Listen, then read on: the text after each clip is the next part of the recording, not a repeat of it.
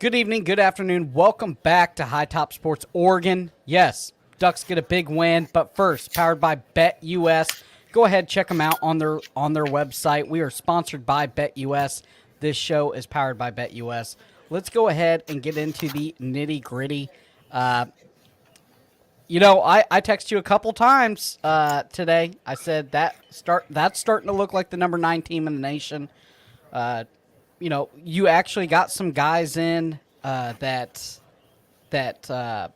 needed some playing time with Moore and a couple running backs and wide receivers and stuff like that. That's always nice. And you get the big win against the big game or the in-state rival. I will say this: early, it was very close. I thought the game was very close, but at the end of the day, the Ducks just had too much juice for them.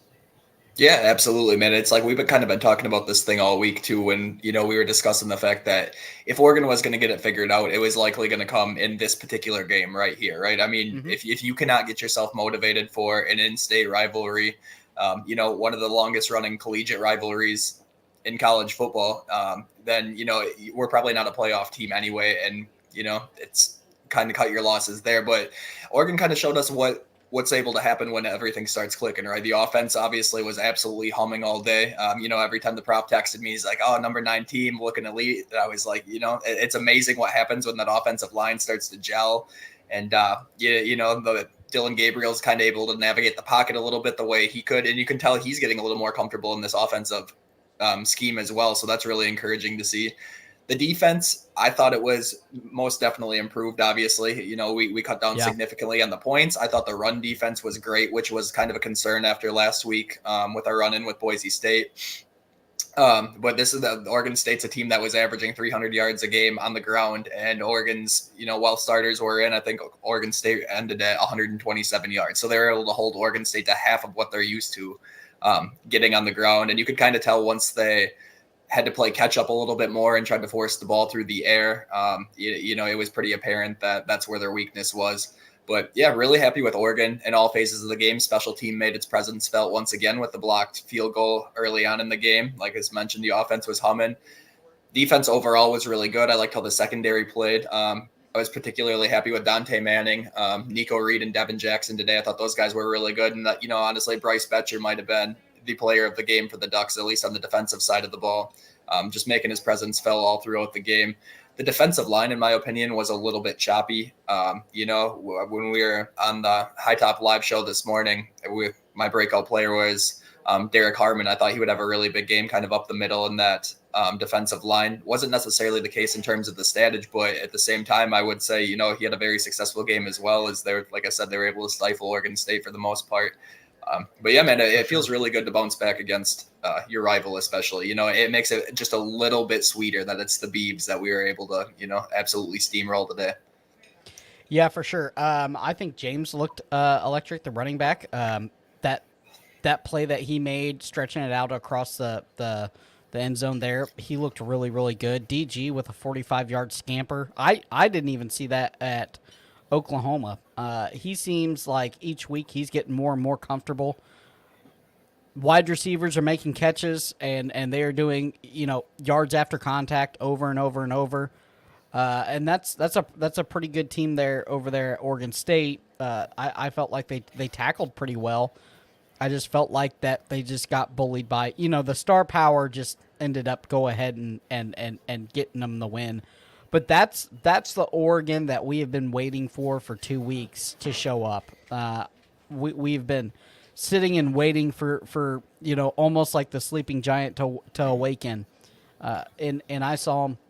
And I was flipping back and forth between multiple games, but I caught about 80% until they went into scrub time, and then I went ahead and watched Florida just get Ooh. absolutely manhandled by A&M. I know Also scrub time, right?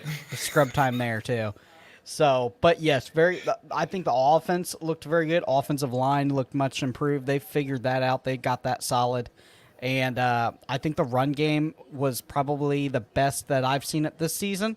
Mm-hmm. With the burst plays and the open holes, not a lot of tackle for losses, and I think DG is just doing DG things. This is what he did at Oklahoma, put up a bunch of points on everybody. And I don't know why they let that kid get away, but it's one of those things where I think that looks like the number 9 or number 8 team in the nation right now. Oregon does. And guys, Yeah, this show works by you guys calling in. You don't have to show your face. You could be just audio only, and the first caller is going to get some duck swag from the High Top merch. We got some cool stuff, but go ahead, call in, comment. We'll start reading the comments if nobody calls in. But let's go ahead with the first one. Ram Spencer, he's always here. There we go. Offense looked right. Needs some more defensive adjustments. Thought that the defensive played a lot better on the second half. The offense showed up. Bam, here we go. 100%. You know, I think I can speak for all of Duck Nation when I say that we have just kind of been waiting for this offense to take off. You know, we've kind of been talking about the plethora of talent that's available to this offense between, you know, the wide receiver stable that's there. You know, on a weekly basis, we're able to see what Jordan James and Noah Whittington are able to do in the backfield. And then Dylan Gabriel, obviously, he's just, you know, an explosive play waiting to happen as well. And they were finally able to put it together. And I think that what that has a lot to do with was the starting lineup on that offensive line today. They were able to slide Poncho back to the center and start Nishad Strother, who had some starting experience at Eastern Carolina a few years back. I just thought as a whole, the group looked a lot more confident and cohesive. The offensive line, they were pulling successful stunts today. We were seeing guys, you know, in the run game get to the second, even third level with Jordan James and Noah Whittington. So I was just very, very impressed with the offensive line. And I think we're only going to continue to see this offense as a whole continue to click. But in terms of the defensive adjustment, I would 100% agree with that. You know, I think obviously in the second half, we were able to shut the Beavs out, but there are definitely some still things to clean up. You know, if you continue, we see that we struggle a little bit with the, you know, the mobile quarterback. We figured that one out a little bit as we navigated into the second half. And then, you know, although we played a good game against Oregon State today, you know, I still do question the run game a little bit, just as it was a little bit choppy at times. But overall, extremely pleased. And I think we got to feel extremely confident heading into, what is it, UCLA in 2 weeks. And I believe I'll be at that game, actually. Yeah, for sure. Man, the team just seemed like it found a rhythm, and when teams start getting hot, you watch out because they can get deadly. Offense was a brand new team, felt like. Yep, secondary looks slick. Defensive line, D-line needs to do better against the run, but looked a lot better at delivering pressure when it became clear OSU was or had to throw on those third downs. Yeah, I have to agree with that. With the run game too, you know, it's one of those things where they were. I feel like they need to stop it. Linebackers could feel a little bit better at times. I think there's so much speed that sometimes they overrun some stuff. Mm-hmm. I feel like that they really start flowing one way and it's all there, and then if you cut it back, it's a big play. Yeah, 100%. I mean, that kind of mindset, which, you know, it's great when it's working well, but it also leaves you very susceptible to, you know, the play action pass. And I think we kind of saw that made apparent today a few times where Oregon was, you know, caught lacking, or they were just kind of ran by a gap assignment or whatever the case was.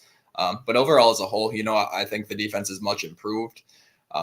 You know, I think that's kind of a unit as we move forward in the season. It's only going to continue to get stronger as they continue to gel and, you know, become a cohesive unit. Some of these new guys are getting their feet wet in a new defensive scheme entirely. But yeah, I'm really happy how the defensive line stepped up, in particular in the second half. I thought that's kind of when they made their presence really felt.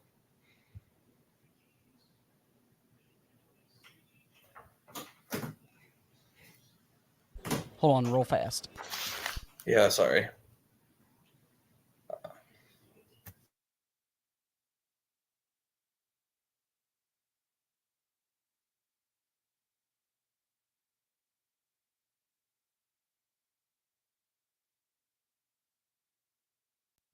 Sorry about that. Had a little bit of had some background noise I had to take care of. So let's go ahead. Let's see. Appreciate School Ducks. Offense looked extremely clean, played up to the standard. Does the first half defense worry your thoughts? No. Listen, I feel like that a program is really good when they can mess up and make adjustments and then come back and really shut them out. And I think that's what Oregon did. I think they made their second half adjustments and they cleaned it up. Look at Georgia.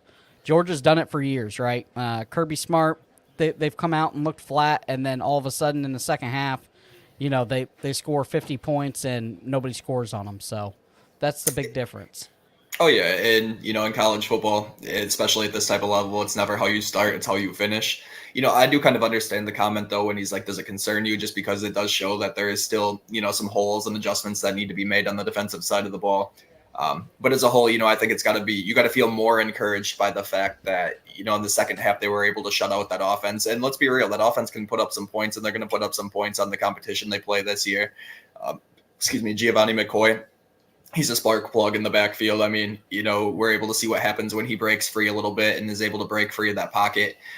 Things get a little bit hairy there. I think he had something like a 40-yard run in the first quarter, but it just completely due to his athleticism.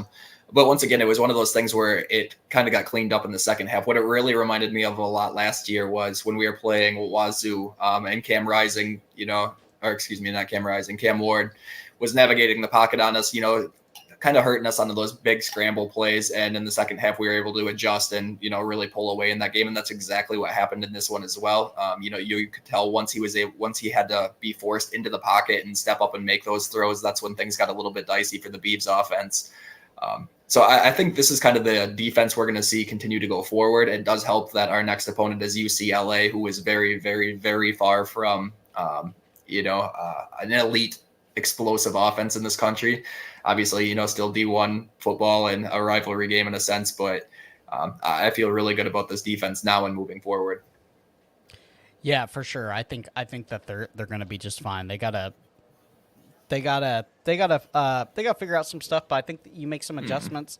And I still don't know if they've showed everything. But we have our first caller, Roman Newell. Let's go ahead, get you on.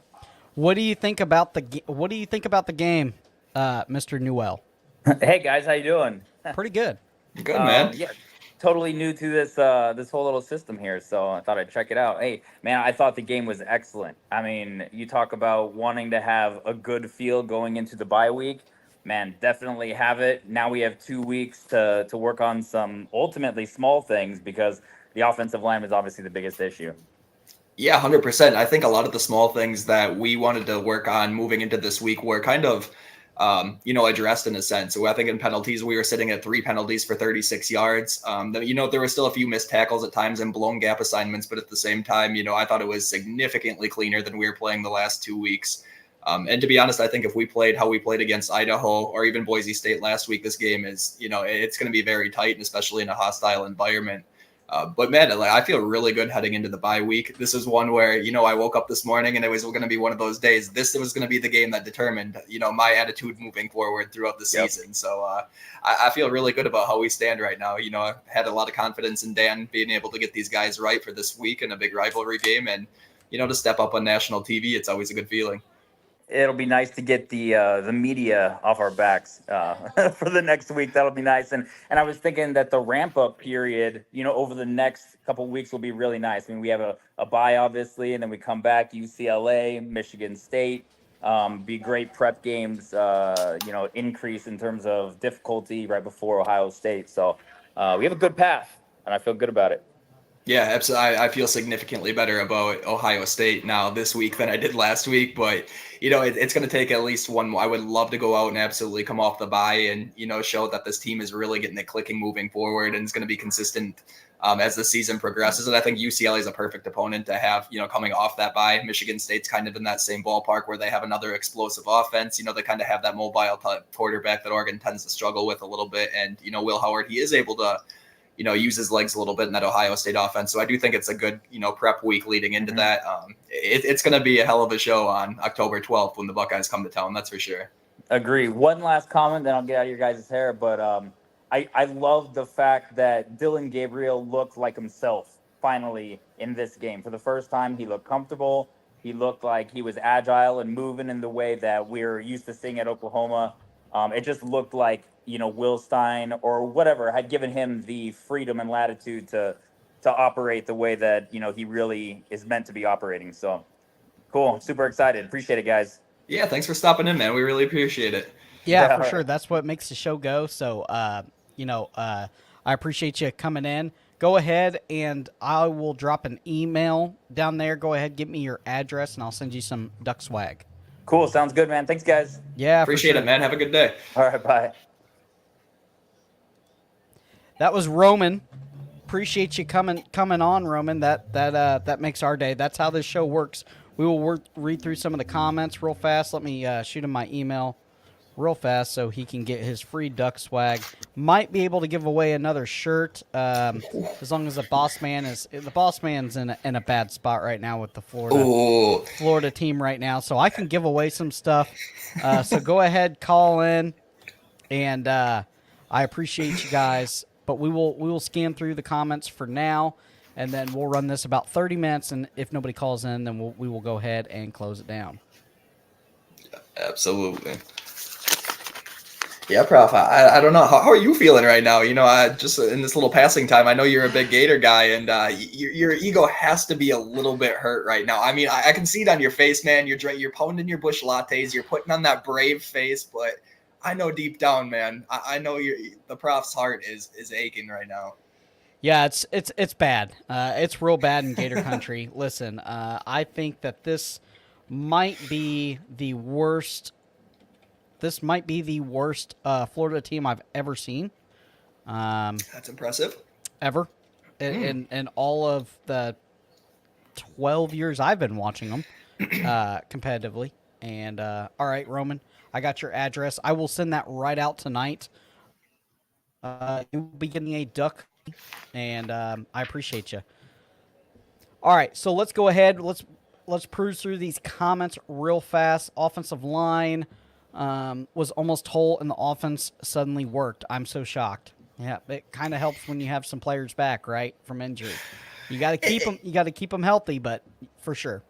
Yeah, it's like, I don't know if you were able, Kyle, I don't know if you were able to catch our Tuesday show or our High Top Live show this morning, but that's kind of been the key to the whole week, was that offensive line. And we had that feeling, if we were able to get that cohesive unit and, like I was kind of stating earlier this week, it felt to me like at times Dan was kind of throwing darts and seeing what stuck in terms of that offensive line and which rotation to use. And I think, he kind of has been admitting that throughout his pressers, just kind of saying, we're just trying to find the best 5 guys. We're going to keep running the rotations that work. Like we're going to keep running until something works.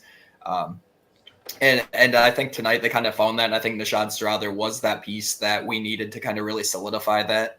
I do know that Matthew Bedford came off the injury report officially for today's game. So that bodes really well for the Ducks going into UCLA in 2 weeks. Obviously having a bye week next week to continue to get healthier.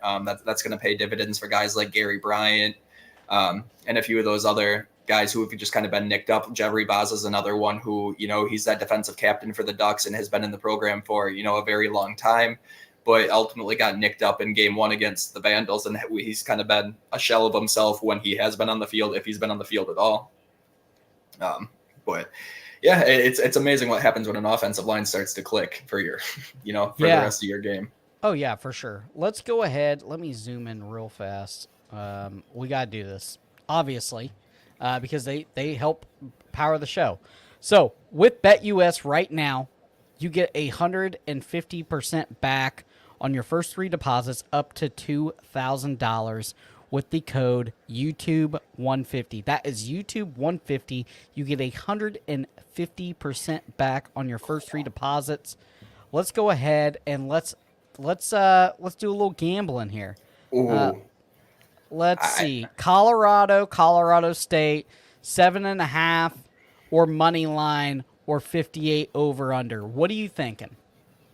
Give me the boys up in Fort Collins. Give me the Rams plus 7.5. Yeah, give it to me. I want it all. I want it all, Prof. Let me tell you this, bro. You going money line? You're not taking the points? I want the money line, Prof. The Rams are taking this one tonight. The Rams are about to show the nation for a definitive, for once and for all that the Buffs are extreme posers. I mean, let's just call it what it is. People have had 2 years And I understand it a little bit last year. They're like, oh, Deion's got to get his guys. Oh, he's taken over a 1-11 team. Well, year two, all this, I would argue we're looking just as bad. You know what I'm saying? So I'm not convinced. I want the Rams. I know there's been a lot of jawing going on this week between the two programs. Obviously, Deion likes to talk, going on all his podcasts and whatever the case is. And those boys over in Colorado State, they're not shy about their feeling towards the Buffs. So I like it, man. I like it. The game's in Fort Collins tonight. I think that I think the Rams can get it done. I really do. All right, let's go ahead and check out one more. Let's go Maryland, Virginia. Tight game, 2.5 points, 8 o'clock kickoff. 28 is the over-under, 28.5. I mean, that's markets. 56 over-under. What are you feeling there? Money line, 2.5. I think 2.5 is too close. I think you go money line or over-under. Mm-hmm. I think I pound the under of 56. I would agree. I would also take the under. That looks really appealing to me. I would not be shocked at all if this game is kind of one of those 17-10, 17-13 type of games. Maryland is a team that's most definitely searching for their offensive identity. Losing Tua's little bro last year, that's obviously making his, lack of presence felt. In Virginia, that's a team who they haven't had an identity, and I don't know, maybe my entire lifetime.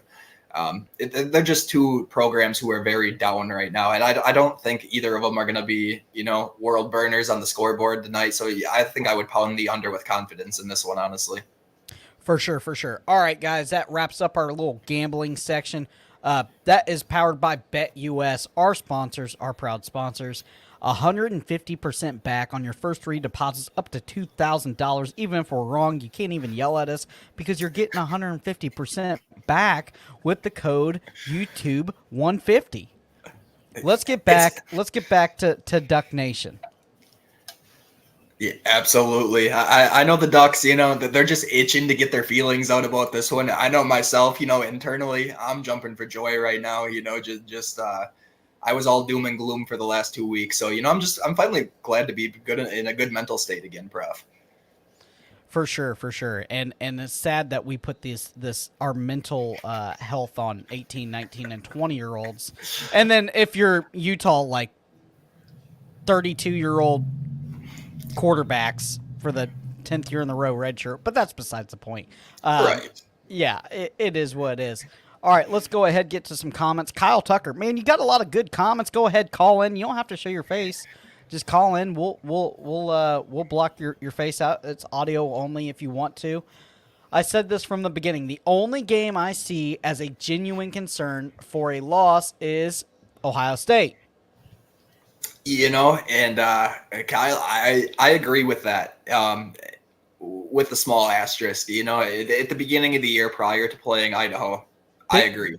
Couple Big Ten teams that are looking okay. Illinois 2-0. We got another, whoever they're facing is 2-0 tonight. There's a couple big teams. And there are, and that's a fair point. But the whole narrative around this season is this is supposed to be Oregon's best team ever. Depending on who you're asking, right? I mean, yep. I don't think it's a secret that arguably this is the team that has had the most cohesive talent, from top to bottom that has ever stepped foot on this campus. So, to even think of losing to a potential Illinois, it's I just can't do it, and I'm not saying that I'm overlooking that game. I'm looking at the schedule. I'm oh yeah, they're going to for sure win, because I do understand this is college football. What we love about it is it's truly Memphis FSU shows you that. Well, but FSU is complete dog water. That's a whole different subject. I think you and I could rant on that one for a hot minute. FSU is just straight dog water. So, I don't know, but they're a glorified G5 team right now too. But yeah, I guess what my point here is I do see what he's saying, where the only team that I look on the schedule and I'm like, damn, we really could lose that game just strictly based off the talent comparison would be Ohio State. Aside that, you got to worry about going to Michigan, but at the same time, they're a shell of who they were last year. Still have a nice defense, but at the same time, they clearly do not have an offensive identity. They don't even have a quarterback at this point. They're scrambling to figure out what's going on in Ann Arbor. Wisconsin, that was a tough environment. I was a little more worried about, but after watching today's game, it looks like TVD's down for the year. Obviously that's speculation on my end. It really didn't look good, and it doesn't sound good from the people that are inside the program currently. So that could be a big hit, and I think that's going to affect that one. And then the other one that you always have to be on the lookout for, regardless of if they lost a little brother today, is Washington at the end of the year, right? I mean, in rivalry games, once again, like I said, anything happens. And especially in that game, there's a lot of bad blood, especially, Oregon taking 3 L's in a row, including, being knocked out of CFP contention last year, as well as the final Pac-12 championship. So there are some games on my schedule that I approach with a little bit of hesitancy, but overall, I agree with Kyle's comment. I think Ohio State's the only game I look at, and I'm like, that one's a genuine concern that we could lose that game.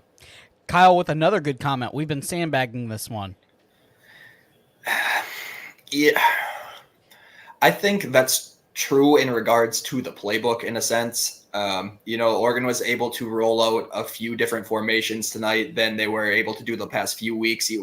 Against Idaho, it was a very, very bland, vanilla type offense. They tried opening it up a little bit more against Boise State, and they had a little bit of success at times, but it was, I'd call it clunky at best. And then this is the week where, they were finally able to turn it on. And, I don't know if it's a thing where they were necessarily sandbagging the playbook, or if it's like the offensive line was truly just that final key piece to the offense, or if it's, just a lot of these transfer guys getting like real meaningful in-game reps together and kind of building that cohesion and chemistry on the field.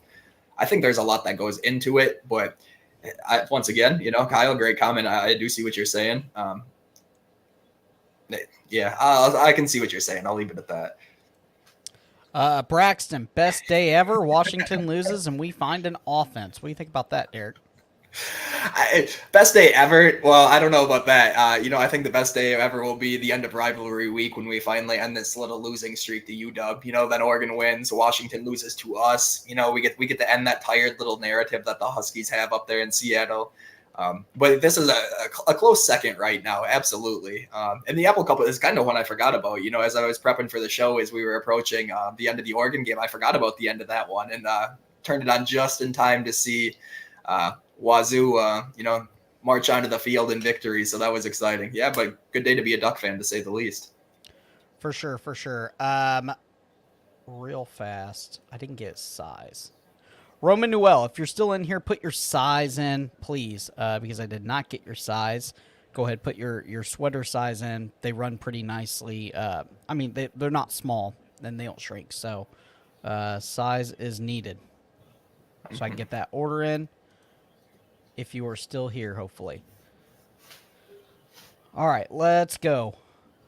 Basically, our guards were hurt, so they intentionally kept them out and put the center at guard. Since Gabriel is a lefty, the backups are used to practice to complete opposite directions. Okay, I understand that. I think that's definitely it. So far, we've played a team that might win the FCS National Championship.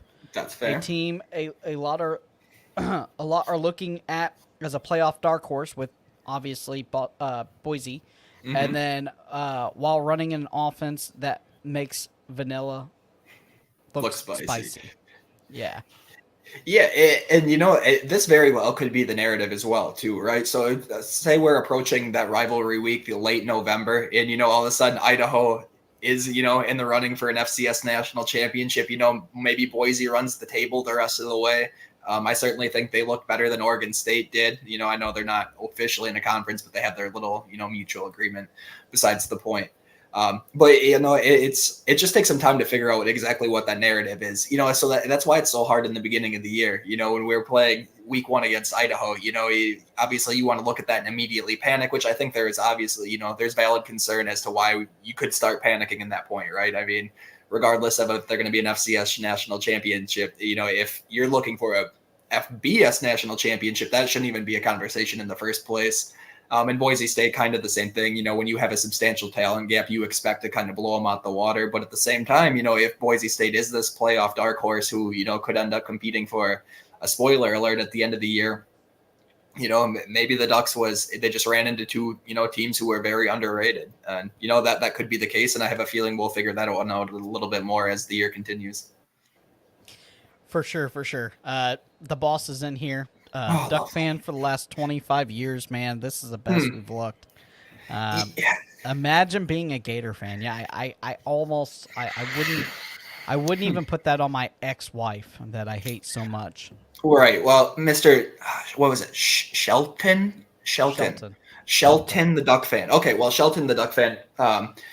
Let's just speak on the Gators for a minute. Can you imagine in 1 year losing to Mario Cristobal? You know, your biggest win of the year is against Samford. Like I said, bro, what is it, like NAIA? Is what level are they? I don't even know who that is, to be honest. And then, you know, after that, it's like you finally get to play like a school who's, you know, got a little bit of juice, or at least they think, and boom, you get blown out the water at home. Man, it's like being a Gators fan got to be tough business, to be real honest. So yeah, unfortunately for you, Shelton, you're a Duck fan and you don't have to worry about that. Yeah, for sure. It's tough business. It's a bad business to be in, actually. We found a way to win 2 competitive games while playing hurt. Nice to see them flex today, for sure. I think the main point of that is we found a way. You know, that's what good teams do. You're not going to have your A game every week. Unfortunately, we didn't have our A game or anything close to it the first 2 weeks. But like Reno says here, you know, the main point is at the end of the day, as long as you find a way to win, that's all that matters. For sure, for sure.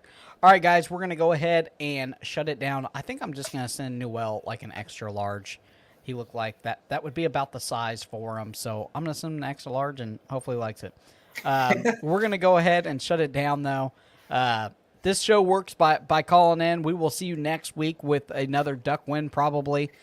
Possibly. We're on a bye week next week, Prof. So we're gonna win. You can't lose a bye unless your starting quarterback blows his knee out during practice on a. Hey, don't even put the juju in the air, Prof. I don't even know why you would say it. I don't even know why you would say that, man. It's sorry, like, it are was you a just Vikings miserable because you're a thing. Florida fan? No, bro. It happened to me as a Vikings fan during a bye week. Which time? We lost the bye week.